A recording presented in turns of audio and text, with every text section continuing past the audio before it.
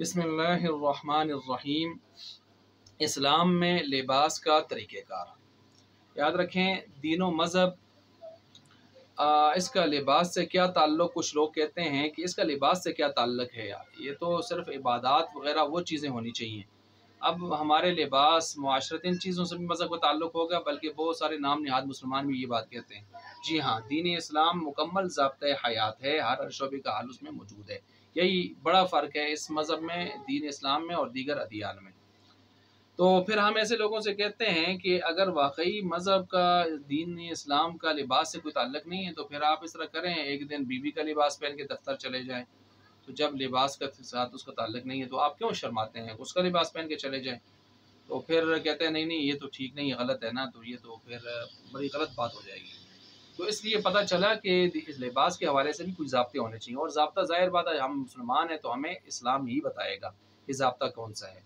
याद रखें, इस्लाम ने किसी ख़ास वज़ा व तराश का पाबंद हमें लिबास के हवाले से तो नहीं बनाया कि लिबास इसी तरह का होना चाहिए, इससे हट कर नहीं होना चाहिए। ऐसे नहीं है, हमें इसमें आज़ाद छोड़ा है, लेकिन कुछ हमें हदूद और क़ुयूद बताइए, कुछ क़ैदें हदें बताइए कि इनके अंदर अंदर होना चाहिए, जैसे भी फिर आप बनाओ।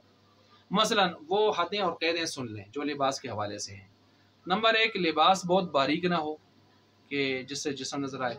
नंबर 2, बहुत ज़्यादा चुस्त ना हो कि जिस्म के साथ चिमटा हो, क्योंकि इस्लाम सिर्फ चमड़ी को ही नहीं छुपाता बल्कि जिस्म की साख्त और फरमे को भी छुपाता है। कि ऐसा ना हो कि जल्द तो चमड़ी तो छुपी हो, लेकिन उसकी जल्द जो उसकी साख्त जो उसका फरमा है वो बिल्कुल दूर से नज़र आए, जैसे पतलून जो जीन्स वाले पहनते हैं और सख्त किस्म की, चुस्त किस्म की, वहाँ ये मसला होता है। इसी तरह नंबर 3, लिबास अधूरा ना हो, जैसे यहाँ से कट, यहाँ से बाजू कट, टांगे नीचे से बिल्कुल फारग, और इस तरह के जो हैं गला ऊपर से यहाँ से सारा फारग, ख़ासकर औरत के हवाले से। तो ये अधूरा सा लिबास ना हो, जिस तरह यूरोपियन लेडीज़ इस तरह का लिबास पहनती हैं।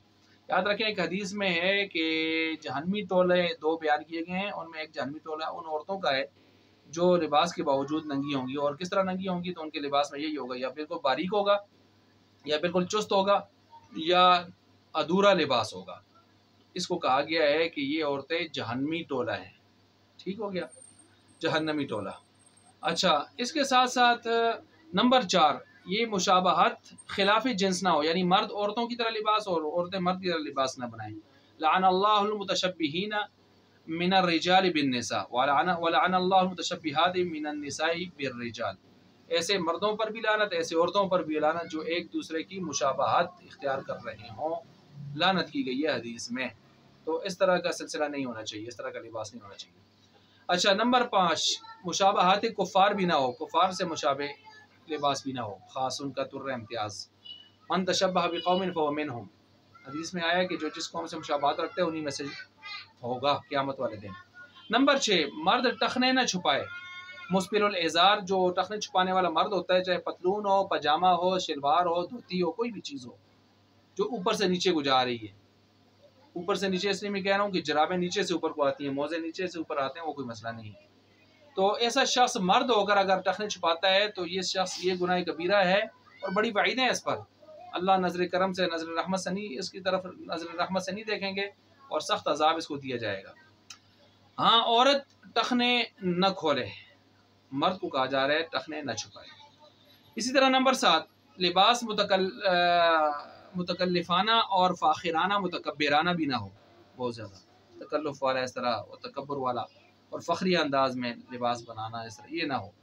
नंबर 8, औरत लश पश वाला लिबास, यहाँ तक कि बुर्का और चादर भी अगर ले तो सादा ले, लश पश वाला, कसलाई कढ़ाई बहुत ज़्यादा जो तवज्जो दिलाने वाला हो, ऐसा ना हो। वला युबदीना ज़ीनतहुन्ना, उसमें एक ये भी है कि ज़ीनत से मुराद ये ज़ीनत भी है जो हम ऊपर चादर वगैरह वो औरत लेती है, या बुर्का जो बहुत ज़्यादा सिलाई कढ़ाई वाला, लोगों को मुतवज्जह करने वाला, वो भी नहीं होना चाहिए, ज़ीनत को ज़ाहिर ना करे। इसी तरह नंबर 9, माली इस्तिताअत के मुताबिक हो, माली इस्तिताअत के मुताबिक हो, यानी उसमें जैसे हदीस में आता है कि एक शख्स जिसके पुराना सा लिबास था, तो आप अलैहिस्सलाम ने फरमाया कि आप अच्छा लिबास पहन सकते हो, इतनी ताकत तो आपके पास है, इस्तिताअत, उसने कहा बिल्कुल है। तो आप अलैहिस्सलाम ने फरमाया कि अल्लाह ताला अपने बंदे के जिस्म पर अपनी नेमतों का असर देखना चाहते हैं। تو مالی استطاعت کے مطابق ہونا چاہیے. اس میں یہ افراط تفریط بھی نہ ہو کہ ایک آدمی کے پاس اچھا خاصا مال ہے اور وہ پرانے بوسیدہ کپڑے پہن کے فخر ظاہر کر رہا ہے، اور ایسا بھی نہ ہو کہ بہت عمدہ قیمتی قسم کا لباس پہن کے اور شوخیاں مار رہا ہو، شیخیاں مار رہا ہو، ایسا بھی نہ ہو. اسی طرح نمبر 10، مرد ریشم کا لباس نہ پہنے، منع ہے، جنت میں پہنیں گے، وَلِبَاسُهُمْ فِيهَا حَرِيرٌ، دنیا میں منع ہے. اسی طرح نمبر 11، مرد خالص سرخ لباس نہ پہنے، یہ بھی منع ہے. سرخ لباس، خالص سرخ لباس، داری دار سرخ ہو، داری دار مطلب کچھ سرخ ہو کچھ اس کے علاوہ ہو تو اس طرح جائز ہے، جس طرح کی ایک چادر آپ علیہ السلام پہنتے تھے، کبھی اس طرح آ رہا ہے روایات میں. اسی طرح نمبر 12، صاف ستھرا لباس ہونا چاہیے، میلا کچیلا اس طرح کا نہ ہو. اور جو ہے بہتر یہ ہے کہ سفید لباس ہو مردوں کے لیے، اور خاص کر مردوں کے لیے تو پھر مرد ہو کہ عورت ہو، پسندیدہ لباس اس کو کہا گیا ہے.